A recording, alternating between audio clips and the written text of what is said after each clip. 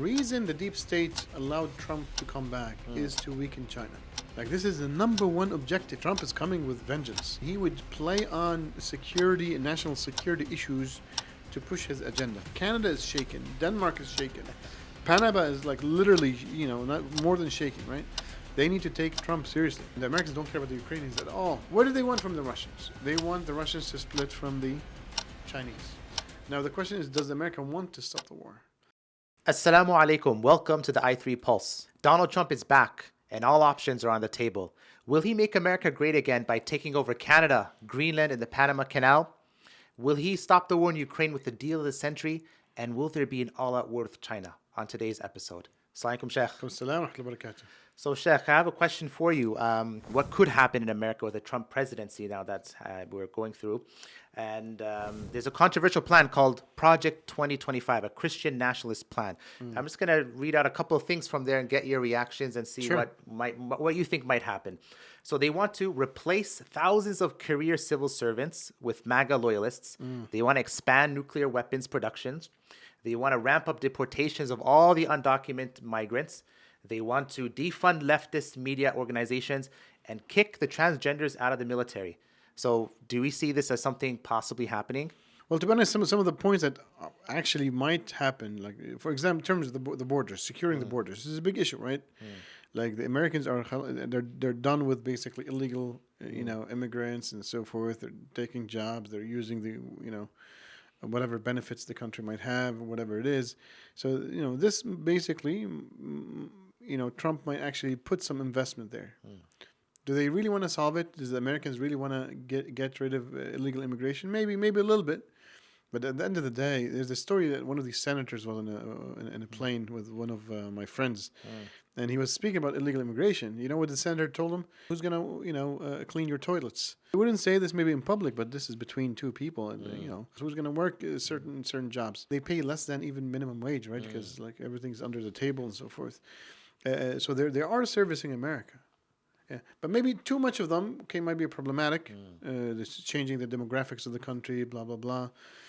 The other thing is in the project is the unleashing the energy production. So this is where the big oil companies come in, right? This is where the agenda. Like, we need to, like, at the end of the day, the Project 2025 is lots of stuff. Yes. Again, some of it for public consumption. Some of it basically might be a trend within the right that they need to actually do. But some of it is really strategic for those who are behind all these think tanks and movements. And we need to understand that. And another thing basically that is important is, for example, like the right and the Republicans, they believe in smaller government, less government spending, right? But also at the same time, less taxes, corporate taxes, and even basically to a certain extent, individual taxes, puts more money in the pocket of the consumer, energizes the economy. So this is at least the philosophy of the right, which is, again, might be beneficial in certain cases, especially when you cut some of the fat within the government bureaucracies, which is another point within the project. Some of this stuff might be implemented. But, for example, getting rid of the Department of Education and Department of Justice and the FBI, all that kind of stuff, like, again, I would say these are more sloganeering, really, for the base than actual things. He might do some changes in them, definitely. I mean, don't forget, Trump was burnt by the Department of Justice, by the FBI. The right, some of the right that has to do with the gender issues and stuff like that. The right is totally against it, so he might can he basically push some laws? But what are they demanding? They're demanding that basically biological males don't compete in women's sports. It does contradict basically with the gender ideology. But again, this is something that the right is pushing for. Abortion rights, stuff like that. Again, the classical right wing. Pushing for more family values, I guess, was one of the things also in the project. Maybe let's see how much basically the deep state wants to change things. So that's really it. I guess I would say, will Trump really take this as his Bible? Well, I mean, it's a pretty large document. I'm pretty sure and we'll see. But how many people does he employ from the heritage and those who were associated with the Project 2025, and how many of them will be in his administration? So that's a good thing to watch out for, because he is hiring some, and it's something we can keep our eyes on. Speaking of cutting the fat from the government, Elon Musk right? He's now been picked to lead the Doge department, right? Department of Government Efficiency. And he's the largest donor to the Trump campaign, $270 million. So there's a recent controversy where Elon Musk was talking about being pro H-1B, and then you had an immigration, and you had the other side where the MAGA crowd basically pushed back on him. Do you think this is going to lead to a fraction and a breakage within the Trump base? Well, look, whether it does or not, what we need to understand is 80% of the promises done by politicians in America. And there's a study about this. They're all just basic for the campaign. And that's it. After that, nothing happens. You see, and this is one of them. Like the American IT industry, which is the biggest in the world, right? And the information technology and AI is the most important. It's really the fourth industrial revolution in the world. So America needs to be at the forefront of these technologies, and America doesn't have enough. Like the amount of engineers that China graduates every year, and this was so sadly, to be honest, basically this is like several years ago statistics that I still have, is equals just the engineers in China every year equals all the graduates in the United States. Wow. Yeah, so definitely Americans have lots of deficiency. So stopping the H-1B already have hurt the IT industry, have hurt Silicon Valley and so forth. So they can't. Like this is the stuff that will not happen. They will increase the H-1B. They will attract more. They want to attract more talent, especially from Europe, especially from Ukraine, especially from Eastern Europe, especially from maybe the Middle East, Southeast Asia. So they're gonna bring the brain power into Silicon Valley to continue innovation. Otherwise, the United States will be a second class, technology innovator, right? So there was this may be a rapid fire kind of question, but there's many people been talking about who's the president here. Is it the guy who donated the most, Elon Musk? He has Twitter. He's pushing it. He's taking over the country, or is it Donald Trump? Like, who is the president? To be honest, I'm gonna say it as it is. Okay, Elon Musk is just a puppy, right? He's a puppy in the pocket of Trump. He financed the whole campaign. Used Twitter and X basically for the sake of pushing Trump to win. And it's just so he can sit there and just take pictures and serve maybe with whatever basically he can. But Trump is king really in America really right now. Okay. Now speaking of king. Right, kings like to expand their empires. Yes. And at Greenland, right? So there's a lot of talk about Greenland. It seems like some people don't know. It's just some country. It is in the Arctic. What the heck is this? Now Trump is saying that Denmark should give it up because Americans need it for national security. People really don't even know if Denmark has any legal right to it. But if they do, they should give it up because we need it for national security. That's for the free world. I'm talking about protecting the free world. You don't even need binoculars. You look outside, you have China ships all over the place. You have Russian ships all over the place. We're not letting that happen. We're not letting it happen. That's for the free world. I'm talking about protecting the free world. Help the viewers understand why Greenland. Well, look, I mean, at the end of the day, the United States have a big facility, like a big space base, even a military base in northwestern Greenland, right? They're already set up fully, and the military needs are already met. So again, he would play on security and national security issues to push his agenda. And to be honest, basically, Trump is a nice reality TV figure, right? Like he knows how to. He's a negotiator because he's a businessman. He's literally a media actor, right? A reality show TV actor. Yeah. So he will basically act. He'll shake the boat. He really knows how to do this. He'll shake countries, whole countries. I mean, Canada is shaken. Denmark is shaken. Panama is like literally, not more than shaking, right? But what is that for? That's for basically getting what he wants. Like he'll say all this stuff, but he has a different objective. What's the objective? The objective is Greenland is one of the five. Well, Denmark that owns Greenland. But Greenland is one of the 5 Arctic countries. Those Arctic countries, basically, they border the North Pole. So each one of them have a specific areas for economic special zones. And then further, basically, they can, influence, depending on geology and so forth, who can own what within the North Pole and the Arctic itself. So that's why I would say he needs Greenland. Greenland is needed for that, and it's also needed for maybe some of the minerals it has lots of minerals and rare metals, within it. So these would be it really. So it's waterways, because see, as the snow is melting, there's two main waterways happening. The Northwest Passage, which is through Canada, and there's the Northeast Passage, which is mostly owned by Russia really, and there's a third one basically close also in the east, the Northeast Passage. So there's the northern sea route, and there's the Northeast Passage. They're both closer to Russia, and there's the Northwest Passage, which is go through Alaska, Canada, and Greenland.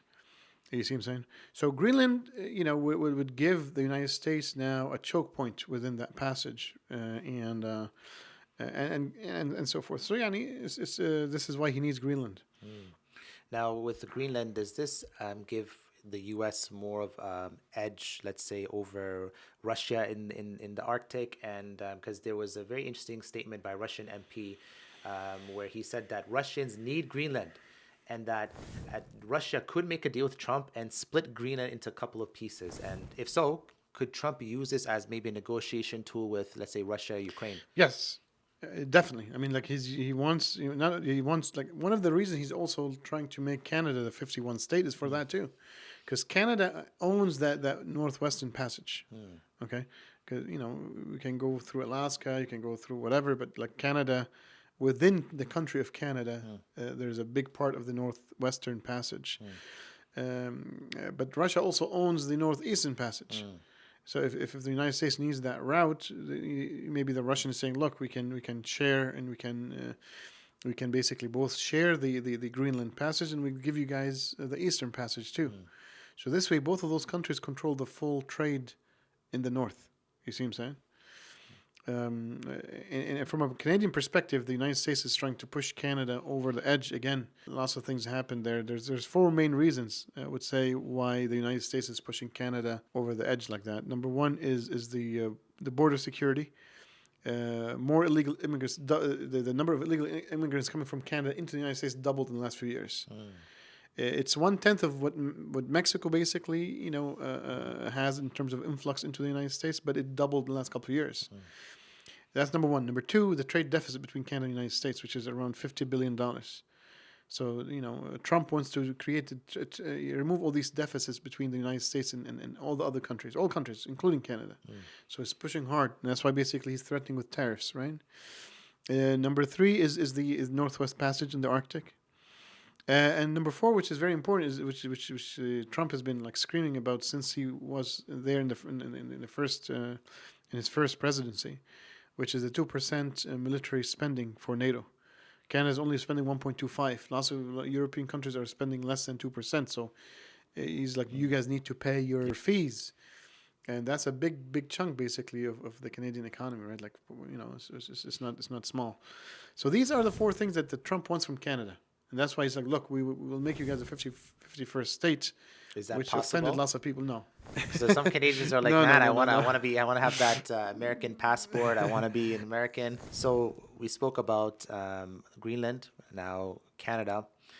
Now another thing that's been going on is Panama, and this really shows you the 21st century spats that happen between world leaders, because this happened on Twitter. And where Trump spoke about Panama Canal, and he said that we gave the Panama Canal to Panama. We didn't give it to China. They abused it, and he wants to take it back. And what was interesting is the president of Panama replied and said that it is all square meter of Panama Canal belongs to Panama.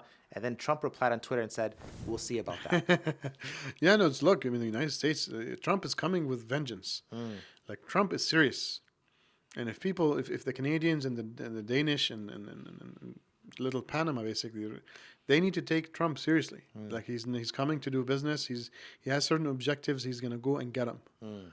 And, I'm not trying to scare countries here, but like the guy is serious. I'm just saying he's serious, and therefore there has to be policy to if you want to push back, you have to have a policy and means to push back. So the Canadians are already basically having counter tariffs against the United States. And it's not going to be as effective, and both countries will really suffer with if he puts the 25% tariffs, that will destroy the Canadian economy.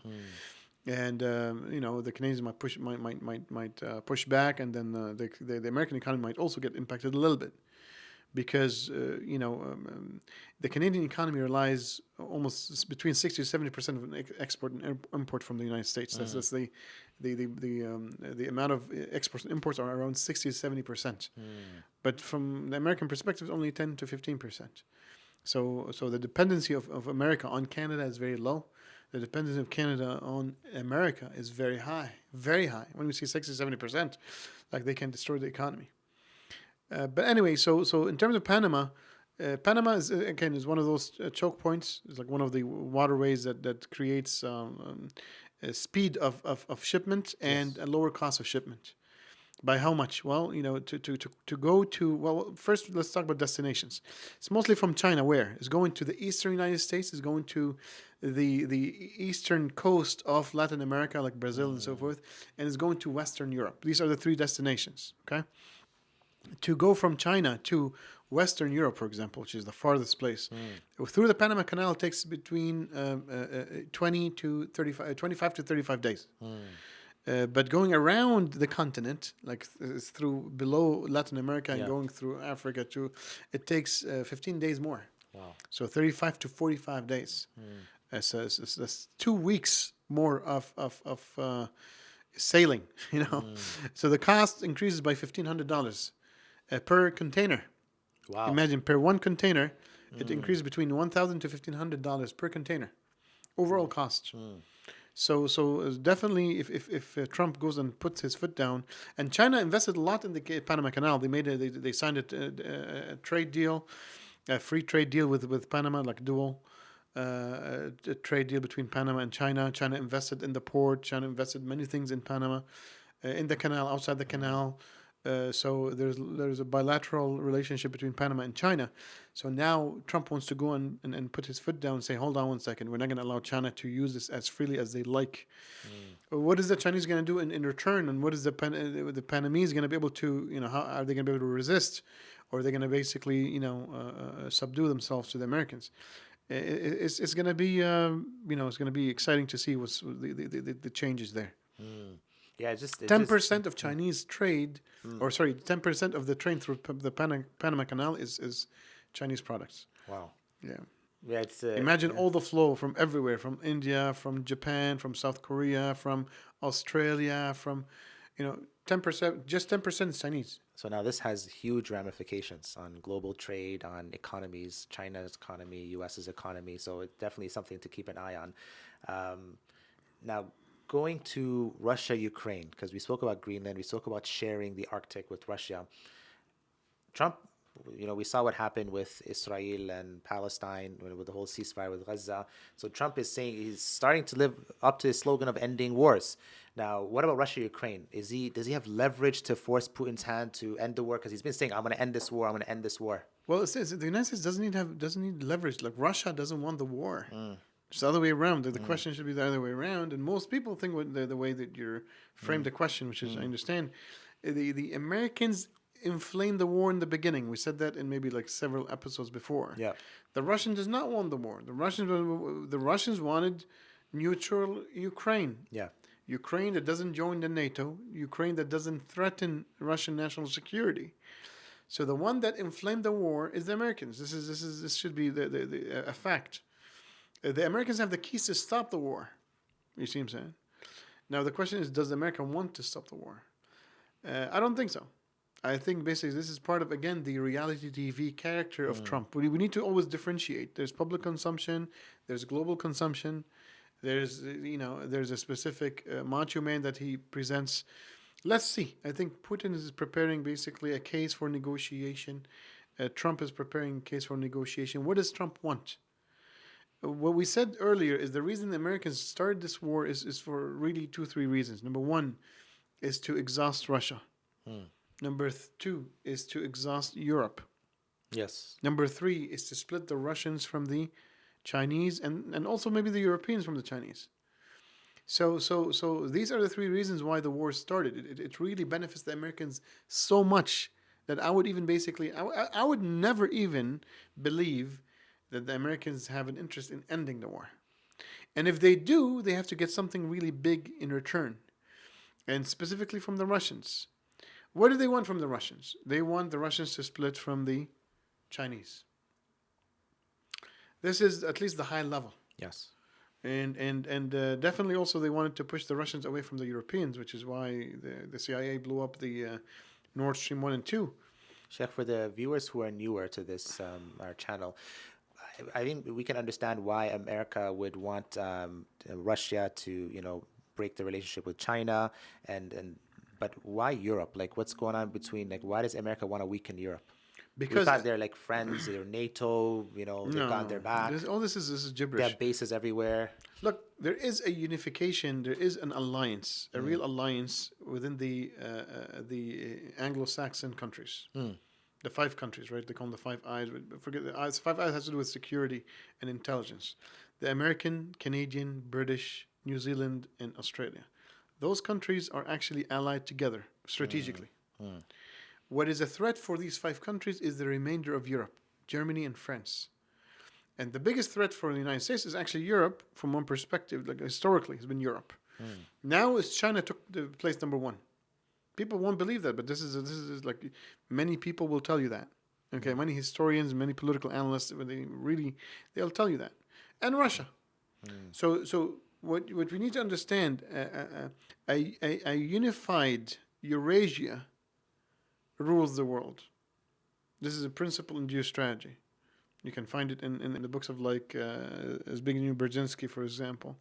He says that the biggest threat for America is a unified Eurasia.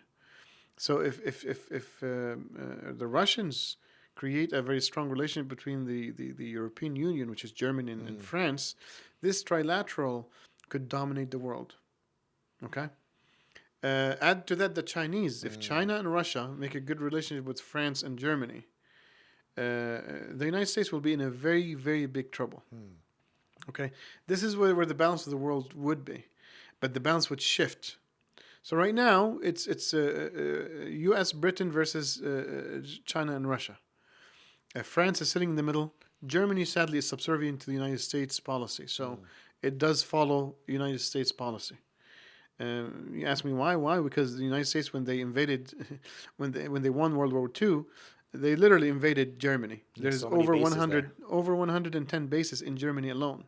There's another 110 bases in Italy and 110 bases in Japan. This is not a surprise. These are the 3 countries, in World War II that was against the alliance, right? So, so that's why a close Russian-German relationship was bad, and I think the Russians mismanaged it when Ukraine. But again, like it's a web of relationships. The Americans influenced the Germans. The Germans supported the Ukrainians. The Russians responded with cutting the natural gas for a little bit. The Germans understood that this is a weapon. The natural gas pipeline is a weapon against them. They're like, okay, told the CIA, then we'll blow it up. It's fine. So the Americans blew it up. So this is where all this geopolitics come to the game. The Russians couldn't build a real relationship with the Germans because they were not trusting of them. And Lavrov said one thing after the pipeline was blew up. We said, we were testing you. And I still remember that. He said to the Germans, we were testing you to see if you're a real ally. And you failed the test. So the Germans knew that the American influence in Germany, the Russians knew that the American influence in Germany is very deep. And that's why Germany's economy right now is the German government is taking stances that are anti-German. Well, their economy is getting destroyed. They're in a very bad place. I mean, the German economy actually for the last 20 years, or at least 15 years, if we discount the last 5, let's say, or 3, whatever it is, was mostly due to the low cost of energy coming from Russia. The low cost of natural gas, which is right now the cost of the electric bill in any household in Germany is double. Wow. The exact number is 74% more. This is between 2021 and 2024. So almost doubled. It used to be 6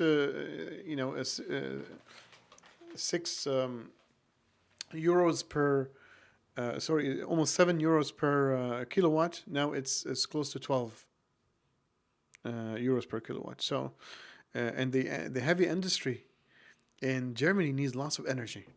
That's why lots of it has sadly basically moved out of Germany into the United States and other countries for lower energy costs. So it's in U.S.'s favor, basically. This war happening. Oh, It's definitely, definitely, weakening because everybody. yeah, because Germany now moved to more dependency on American natural Mm. gas, and this is the stupid thing about it, that the Germans were scared that the Russians gonna use the natural gas against them. So you went from Russian to American, so the Americans now have you on a chokehold, because where did Germany get their natural gas from? Qatar and the United States. Qatar is like America, right? Yeah. Like it's a little American base too, right? So. And they're paying in the U.S. dollars anyway, so they're paying the U.S. dollar for the LNG from Qatar and also from Finland. So if Russia now builds a very strong relationship with China and they can really pose a threat to America.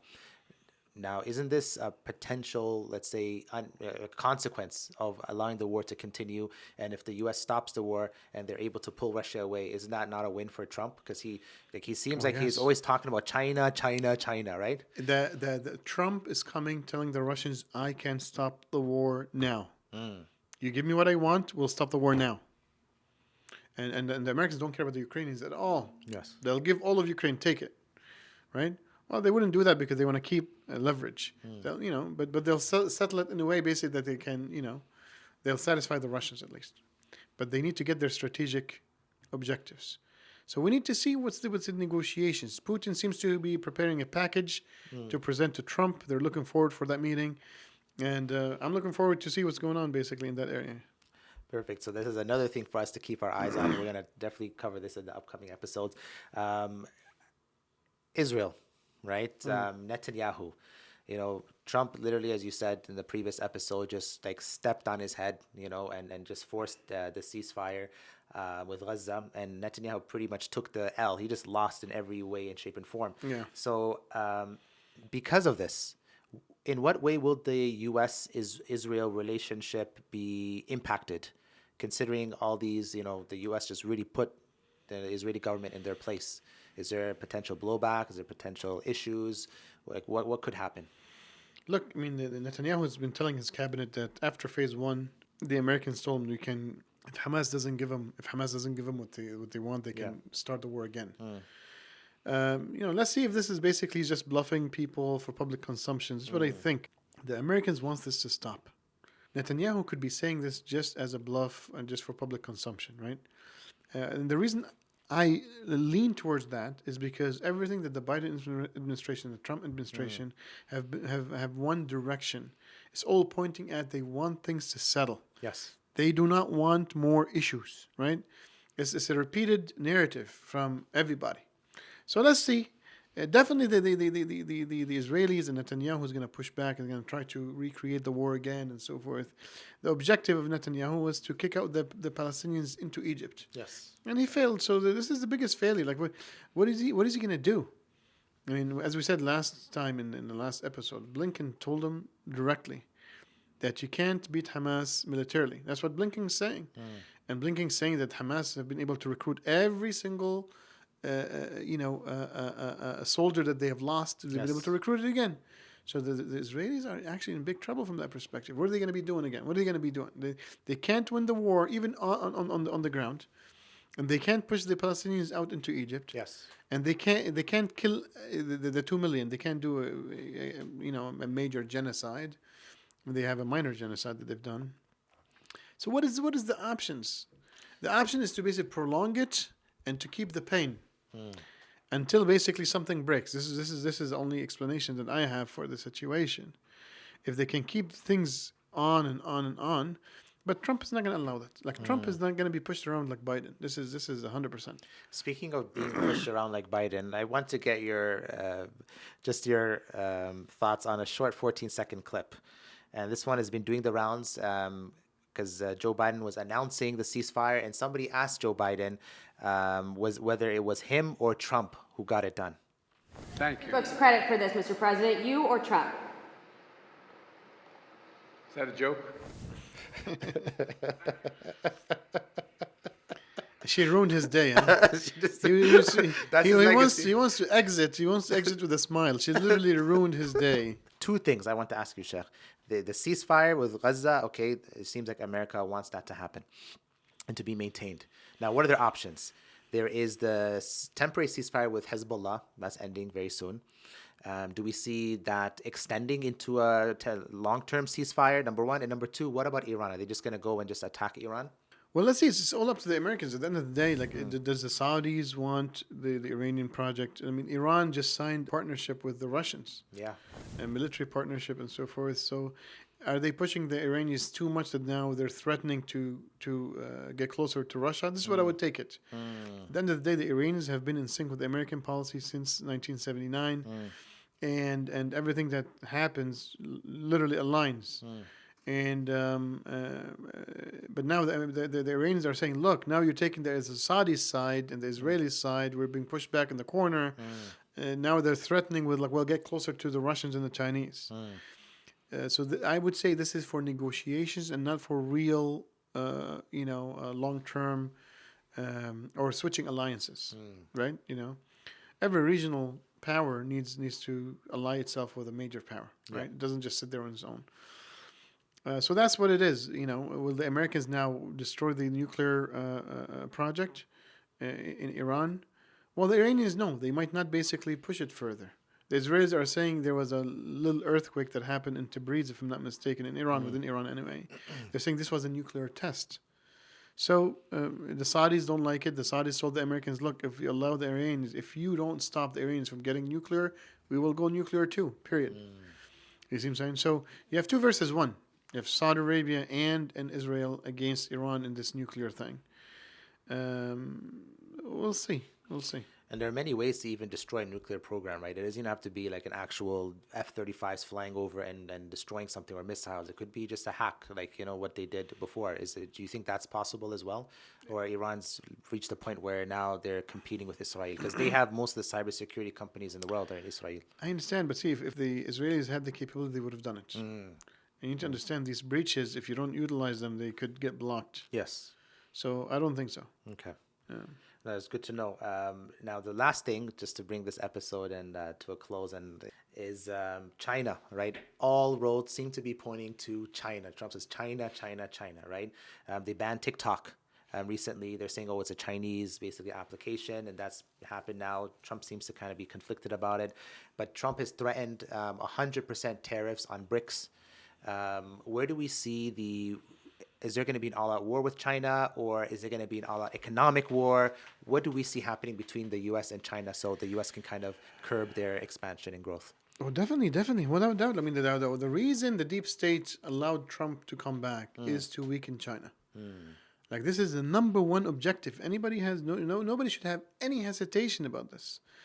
So, what's the Trump package going to be? We don't know yet, but definitely is going to be lots of geopolitical alliances and calibrations. Like we spoke about Greenland, we spoke about the Canada Western, the Northeast and Northwestern Passage. We spoke about the Panama Canal. We did not speak about the normalization with the Abraham Accord between Saudi Arabia and Israel. I think one of the things that the Americans could also use against Israel is that they can say, look, if you don't want the economic hub to be in Haifa, we can take it to Syria and Turkey. Turkey could be the hub, but we don't need Israel. We can go through Jordan, Syria now, since Syria is stable, especially in the Kurdish areas. So you can go Jordan, maybe eastern Syria, and then go to Turkey, and then done. So the Israelis will have to submit. The Americans have all the power within that area, and they have no choice. But the normalization is one of the things that they need to do in the Middle East for the sake of also countering the Chinese road and belt or Belt and Road Initiative. You see what I'm saying? So and that's going to create a supply chain from Southeast Asia into the Arabian Peninsula, into the Levant, onto the Mediterranean, and now into Europe and North America. You see what I'm saying? This is very important. Yeah, so that's really it. And these would be pipelines for oil, for natural gas, for trade, for a million other things. So could this be perhaps one of the reasons why the Muslim countries were very silent in that area about what's been going on? Because that they saw potential economic benefits. They don't want to be sidelined, and they just want to prosper, and basically they're choosing that money over. Which countries? Let's say Turkey, for example. Turkey could be one of those. Let's say. No, but see, again, the plan is not to go through Turkey. The plan is to go through Israel. Yeah. But there's a potential plan. They could shift basically depending on what they. I'm just saying, basically, if they need to push back on Netanyahu a little bit more, this is a card that they can play. Yes. Because the Saudis, what is the Saudis asking the Americans? The Saudis are asking the Americans that if you want us to do full normalization with Israel, we're ready. We just have one condition, or two, if you're going to count the Iranian nuclear program. That'll be the second. But the number one is a viable Palestinian way forward within Palestine. And that's where the two-state solution comes into the game. Where they're going to, I believe the two-state solution for the last maybe 40 years has been spoken about. It was a dead project. But now it might be something within the American strategy to implement. And this is where Israel is going to push back. That's where Netanyahu doesn't want it. The Israelis don't want it. They don't want a Palestinian state. They want all of historical Palestine and more. You see what I'm saying? The Americans want to push the Chinese economy down further and further. Lots of American companies are moving out of China, going to India and going to Indonesia and going to other countries, especially India, right? Because of the demographics. It's a similar country in density. Like China, and the Americans already decided to make it the next hub anyway, which is why basically the India Belt and Road type of thing is important. But yeah, Trump is going to focus on China in every single way, from the Arctic, from the Panama Canal, from the Middle East, from the Indian strategy. So the Russians and the Indians are building their own northern sea route that goes from India into Iran through water, and then from Iran into the Caspian Sea. So the Russians and the Indians are building their own international north-south transport corridor, which goes from India through sea to Iran, from Iran to Azerbaijan, and then to Russia. And that's going to create, what's that going to do? It's going to transport all the natural gas. Because see, Russia is the biggest natural gas, reserves, has the biggest natural gas reserve in the whole world. And Iran is the second biggest. So together they make up like some good portion, like maybe 35%, 40%, maybe even more, to be honest, of the natural gas in the world. So Russia and Iran together, Russia is number one. Russia has the biggest natural gas reserves in the world, and Iran is the second. So imagine basically them coming together. They have 40%, around 40% of the natural gas in the world. So then they can basically sell cheap gas to India. Now India is going to become the next, China really for the world, and the next, economic hub of the world. So they'll need lots of gas. So here we go. So now the Indians can get cheap natural gas from Russia and Iran, and but here we go. So now the Russians were integrating themselves into the game and integrating India in it. But India knows that at the end of the day, it needs to choose between Russia and the United States. So so there's a lot of variables and a lot of factors and things that are at play at the same time, which is just like there's economics, there's war, there's politics, there's sea routes, there's land routes, there's like so many things. There's agreements and alliances that break and they shift. If Trump he ends the war between Israel and Gaza, and he somehow, let's say Russia, he manages to win them over and he ends the whole Russia-Ukraine, do you think he'd win a Nobel Peace Prize? Well, maybe in this world everything is possible, and everything is ridiculous, sadly. But probably not. I hope not. All right, Sheikh, Jazakallah khairan for the answers and your time as always. And there's a lot of value added in this episode. As always, subscribe, like, comment, share. Make sure that you're following our episodes and following and keeping up to date. There's a lot more things we're going to speak about. These were just high-level overviews. We're going to go in depth over the upcoming episodes and suggest what you want us to talk about. We have a queue, so keep suggesting and we'll get to it. And we'll see you on the next episode of the I3 Pulse. Assalamu alaikum.